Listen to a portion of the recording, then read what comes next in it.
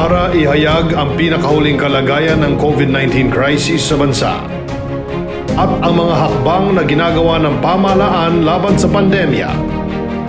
Mula sa Pangulo ng Republika ng Pilipinas, Mayor Rodrigo Duterte. Ito ang Talk to the People on COVID-19.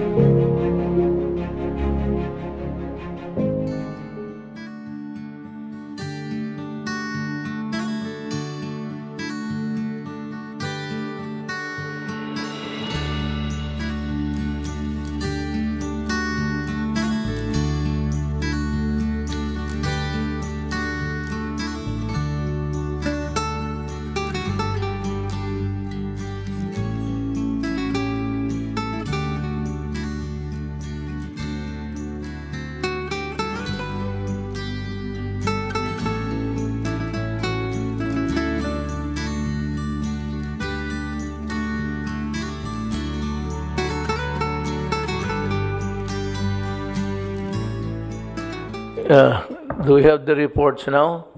Who's the first? Secretary Duque. Good evening, Mr. President, and good evening, Senator Bong and fellow cabinet members. Muli, ako po ay mag-uulat ng mga datos patungkol po sa atin COVID-19 situation. At dito po sa first slide, makikita natin na may total cases po tayo 359,169. As of October 19, may nadagdag na humigit 2,000 kaso at sa 2,638 na naidagdag sa ating mga cases, 796 ay galing sa NCR. So more or less ang NCR ko, Mr. President, bumababa na po. At 581 naman mula sa Region 4A, 299 sa Region 3, 208 sa Region 6 at 754 sa natitirang mga ibang rehiyon. Dahil po dito, tayo ngayon ay meron mahigit 42,000 active cases, which accounts for 11.75% of our total cases.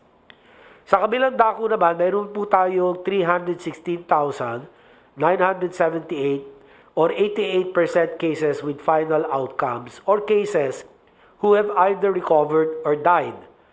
Ang ating recoveries ay umabot na sa 310,303 at ang ating recovery rate ay asa 87% na po, Mr. President. Habang ang bilang ng mga namatay ay nasa 6,675, ang ating po case fatality rate ay nananatiling mababa at 1.9%. Yung kung titignan po natin doon sa deaths, doon sa column, para sa mga Pilipinong ang edad less than 1 year old to 49 years old, ang CFR ay napakababa po, Mr. President, 0.47% lang po. Habang para sa mga Pilipino, ang edad 50 years to more than 80 years old, ang CFR ay 6.26%. Mataas po ito, Mr. President. At nangangahulugan na talaga ang sakit na ito ay ang mga senior citizens, yung mga may edad na po na may mga kasamang ibang sakit ang talagang malubha ang kanilang COVID-19 infection na nauuwi sa pagpanaw nitong mga individual na ito. So 6.26% sa mga 50 to 80 years old and only 0.47 for those age less than 1 to 49 years of age.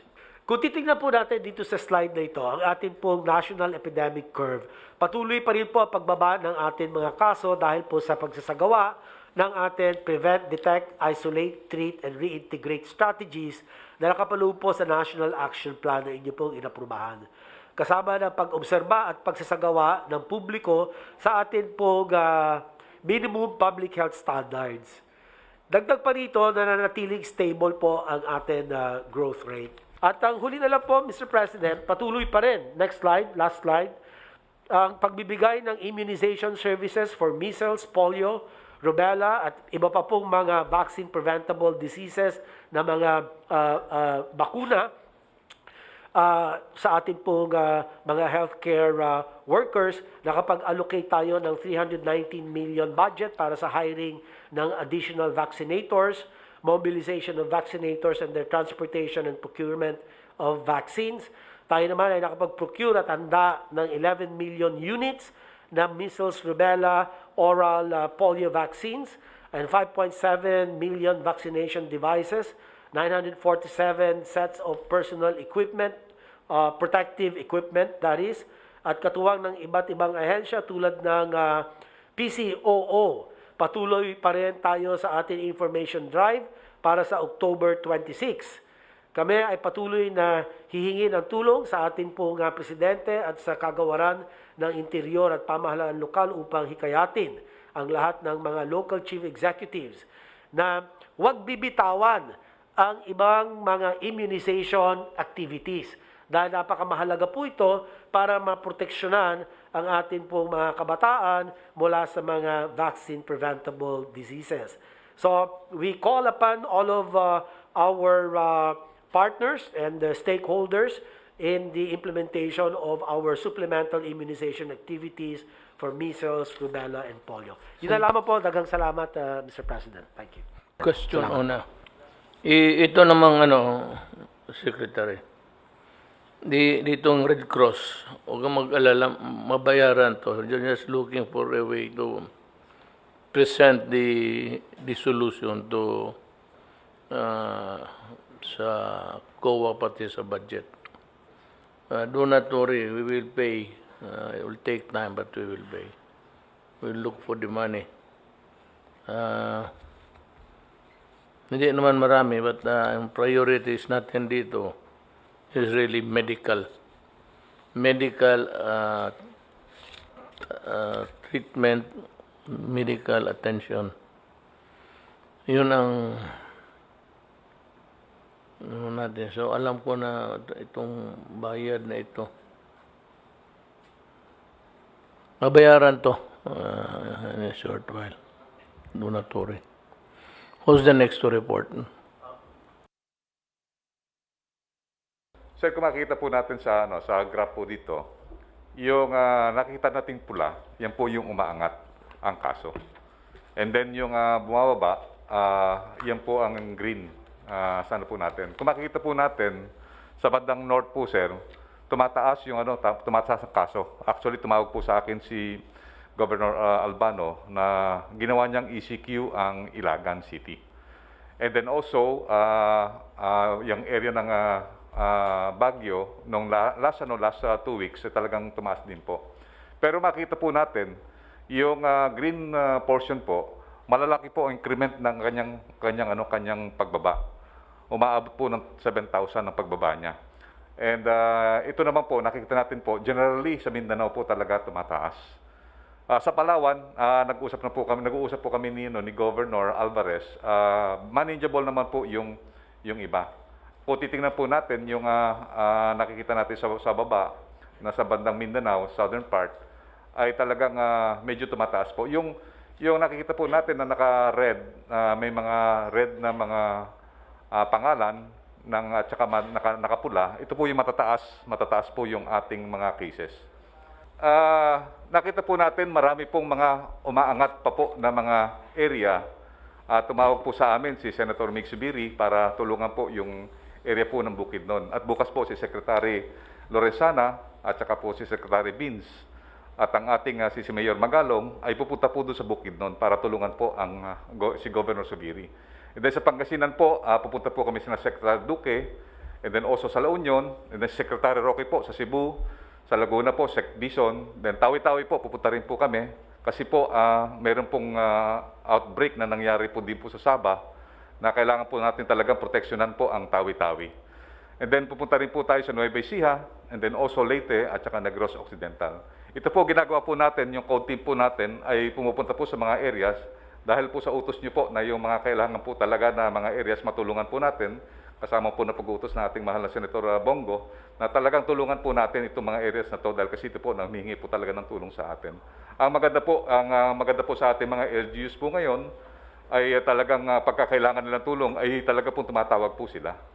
hindi po katulad ng dati na talagang minsan tinatago po nila yung kanilang numero. Pero ngayon po nakita po natin, we would like to thank ang mga LGUs. They're working hard para at least ma-manage po ang ating tinatawag nating yung mga kaso. So, Mr. President, Mr. Mayor, ilang po ang report ko po na ang ating pong mga local government units sa pamumuno po ni Secretary Anyo ay matagumpay po yung iba na talagang nababawasan po natin. Katulad po ng NCR, Region 4A, and then Region 3, talagang bumababa na rin po. Marami po salamat. Thank you, Secretary Galvez. I am happy to know that there's an improvement in all aspects of the fight against COVID. So, meaning to say that we are working, we are succeeding, and everything is, everybody is putting his effort, sweat dito sa trabaho. Like to thank you, one of the overworked cabinet members. Next is Secretary Anyo. Yes, Then, sir. si Secretary Rodrigo. Magandang gabi po, Mr. President. Dugtungan ko lang po yung report ni Secretary Galvez. Yung pong ating mga LGUs ay talagang suportado po sa pagbubukas natin ng ekonomiya unti-unti. Kagabi nagkaroon po kami ng pulong sa mga mayors ng NCR. At yung pong panawagan natin na i-adjust yung curfew, ay nag-adjust na po sila. Dati po ay 10 p.m. to 5 a.m. Ngayon po ay magiging 12 to 4 a.m. na lang po. 12 midnight to 4 a.m. Except po yung nabotas, kasi yung nabotas, nag-request po na mag-retain muna dahil gusto niya masigurado po muna yung kanyang COVID cases doon at para tuloy-tuloy na lalo pang gumanda yung sitwasyon doon. Tapos yung panawagan natin na pwede nang lumabas yung 15 years old to 65 years old, sa iba pong mga lugar na mga MGCQ o low risk ay pinapatupad na po ito. Pero sa Metro Manila po, magsimula muna sila sa 18 years old hanggang 65 years old habang sila ay nasa GCQ. At ang kanila pong pinaka napagkasunduan, manatili lang muna sila sa GCQ pero unti-unti po nilang bubuksan yung kanilang pagluluwag para makasuporta sa ekonomiya.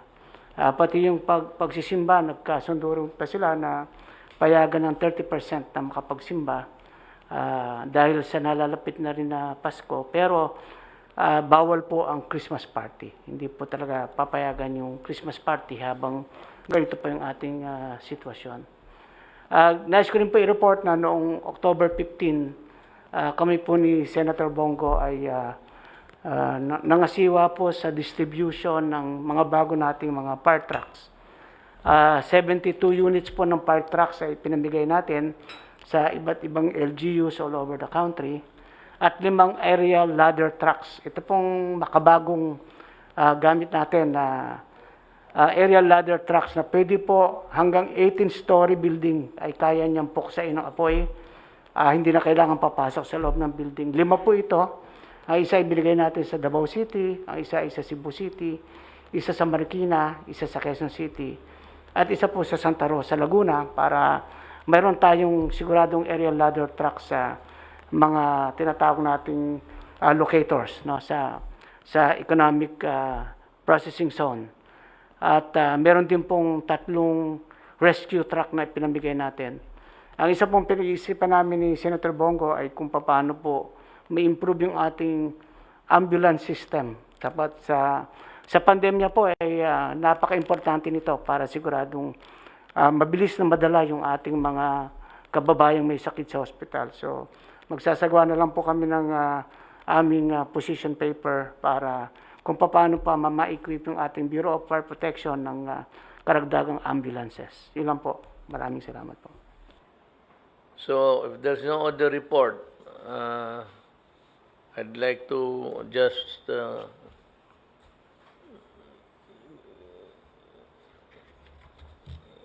report to the nation.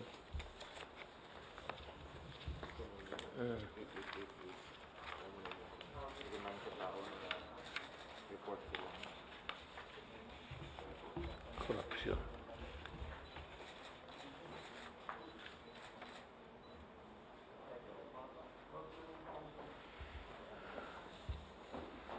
Ah, sa mga kababayan ko, kami dito sa limited, restricted meeting sa cabinet, would like to wish all of you good health at sana hindi man masyadong maligaya, kundi maligaya lang. Magre-report lang po ako sa maiilang bagay. Yung Red Cross kasi hindi nabayaran doon sa testing sa COVID. So ang problema nito, Red Cross is threatening to, I do not know. But I do not think Senator Gordon would have in his mind to stop the help. They would continue. But what I'm really trying to say is we will pay. Sabihin ko kay Senator Gordon, because he heads the Red Cross, na babayaran ko to. Money has always been a problem everywhere, lalo na mga gobyerno. So dumaan tayo ng malaking gastos at we are trying to make both ends meet. Ika nga kung parang plastiko talagang binabanat natin ng husto kung yung resources natin. Dito sa Marawi, may nag-complain. You know, Marawi is not that easy. We started it and we are at it already because the clearing of explosives ang matagal. Then you have to contend with titles. Yung mga titles ninyo dyan, dubli-dubli. So, there's no title that is really very clean. As a matter of fact, the land itself belongs to the military, the whole of it. Jambanda, ang tawag niyan, Kampa.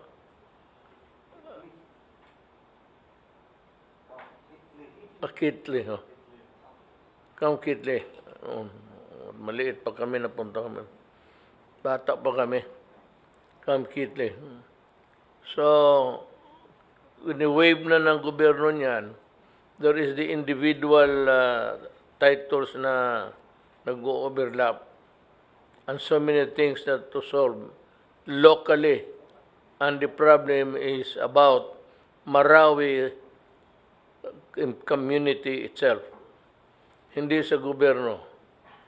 Ngayon ang sa gobyerno sabi mo ninyo ang pera nandyan. Nasa magastos na spending billions. The money is there, do not worry. And we will continue to spend until such time that Marawi is rebuilt to its former glory. It might take, it's not easy to do that. It might take some time before we can really reach the ideal place that you'd call home. In the meantime, itong mga tao na nagrereklamo, sabi, there is no liberation of Marawi yet. Look, government liberated Marawi, not from the people of Marawi. We do not do that and we never did it. We liberated Marawi against the terrorists, Maote, pati yung ISIS. Yun ang nangyari dyan. There's no such you're using the word liberation. We never said that it is occupied by anybody except by the government and the peace-loving Filipinos. Of course, it is not freed by the activities of the terrorists. But if you're talking about liberation, tapos na yan at the expense of blood of both sides. Pero sa akin, mas masakit kasi I'm the commander-in-chief. Marami akong sundalong namatay. We are doing our best. We did not ask for this fight. We had to destroy because it was the only way to put down the enemy. But they were also taking cover in buildings. Kaya ganon ang nangyari. Dito sa I'd like to report to you that according to the DBP, DDP,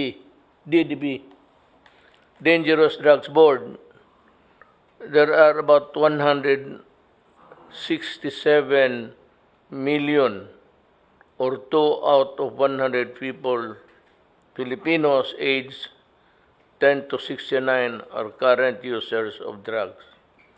In the past, yung panahon nila de la Rosa, umabot siya ng almost 4 million. And how much has been reduced in the use of shabu, I really do not know until now. But we are still in the thick of the fight against shabu. Ito lang ang masabi ko. Nag-warning talaga ako sa inyo. Lalo na yung mga dealer. Huwag na yung user na mahirap. Hindi yan pinapatay. Wala kang makuha. Naghihintay lang yan kung mayroong supply o wala. But in the meantime, they are indolent.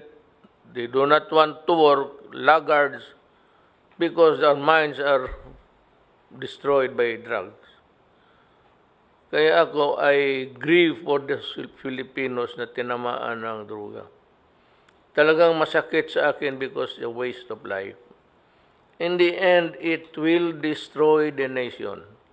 If it is allowed to go on, and if no decisive action is taken against them, it will endanger the security of the state. Yung sa corruption, lahat ng bidding must be published. I would like to remind everybody, every department of this, governments will pay. Magbayad ang gobyerno, mag-publish tayo ng mga, lalo na the big tickets, yung mga bilyon-bilyon na mga proyekto. I-publish natin magkano o ilang bilyon ba yan o milyon. Then, hindi pagkatapos ang mga bidders. So by just looking at the bidders, makita mo may mga hausyaw yung participate in the bidding without really participating, but they just put their name there and go down, ibagsak yung presyo. So yung babagsak yung presyo, siya ang manalo. Yun. So ang 100 million, sabi niya, gawain ko lang ito at the expense of about 80, 70. Magbigay pa siya sa mga opisyal na mga kurakot. Kaya ganyan ang nangyari. So by just looking at the bidders, I should know that they are legitimate, yung talaga. At ma-check ko kung ang mga takbo ng kanilang trabaho. Again, before I forget, itong mga sa droga, balikan ko lang, I forgot to, this important advice, that parents should have also a shared responsibility. Dapat kayo rin ang masisi nito kung ang inyong anak pupunta na doon sa tawag ni yung kanta ni Freddie Aguilar, Anak. Yun yan eh. Pinabayaan ninyo. Check on your children. Always. Supervise, check. Kasi dyan ninyo mapaalagaan ang kapakanan ng anak ninyo. And kung meron kayong, ang akin is corruption and drugs. Kung meron kayong nalaman na use 888, 4 na 8. Sabihin mo ang pangalan. Sabihin mo ang pangalan ng engineer. Karamihan dyan sa DPWH, mga project engineer. Dyan sa baba ang si Villar, mayaman. Secretary Villar, marami pera, hindi niya kailangan mga urakot. Ang problema sa baba, malakas pa rin hanggang ngayon. Kaya niya sa mga project sa baba, yun ang laro dyan. So, we might maybe place another structure to improve the integrity of the project. Pwede ninyong ma-report basta corruption and walang patawad. I do not forgive cases sa mga corruption. Wala talaga. Walang ariglo, wala lahat. No quarters given, no quarters asked. Kagaya rin sa droga. Walang pabor-pabor dito. No question that I am really mad. Galit ako sa droga. Kaya kung mamatay ka, kasi galit ako sa droga. Yun ang sinasabi ko. Kung yun ang sinasabi ko, dalhin ninyo ako sa korte para ikulong, fine. Wala akong problema. If I serve my country by going to jail, gladly. Pero ayusin lang ninyo ang kaso ninyo. Because the love of country or the highest interest of the country, the health and the welfare of the people are really the paramount concern.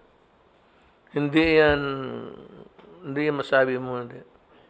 Kaya kung may patayan dyan, sabi ko, ako ang you can hold me responsible for anything, any death that has occurred in the execution of the drug war. Pero huwag ninyo akong bintangan dyan sa patayan na hindi mo alam kung sinong pumatay. Karamihan na mo, ang polis, pag nakapatay, nag-report yan. Dyan kunin ninyo ang report. Pag-aralan ninyo, bago kayo magdaldal o bago kayo magdemanda. Pero yung random killings dyan, hindi ko alam kung rival sila o utang o tinakbo ba yung pera ng hindi nag-remit sa pera ng droga, or it could be hatred and something else. It could be a fight over a woman. So, payag ako, just charge with the correct indictment. Huwag yung basta-basta lang kayo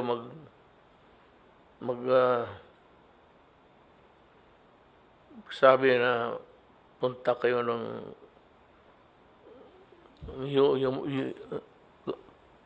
crime against humanity. Kailan pa naging humanity itong putang inang mga drug na ito? Let's say.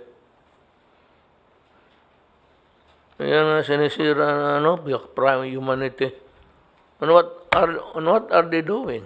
Are they not killing humanity also. At 1.6 destroyed, 1.6 destroyed lives. Who's going to answer for it? Kayo? Do you have a program? Do you have money to contribute to the rehabilitation of these poor people? Wala nga kayong... Tapos kung may mamatay na pulis, wala kayong sabihin. And I have lost so many policemen in connection with the implementation of the law against drugs. When you save your country from the perdition of the people like the NPAs and drugs, you are doing the sacred duty. Maraming salamat po. Para ihayag ang pinakahuling kalagayan ng COVID-19 crisis sa bansa at ang mga hakbang na ginagawa ng pamahalaan laban sa pandemya, mula sa Pangulo ng Republika ng Pilipinas, Mayor Rodrigo Duterte. Ito ang Talk to the People on COVID-19.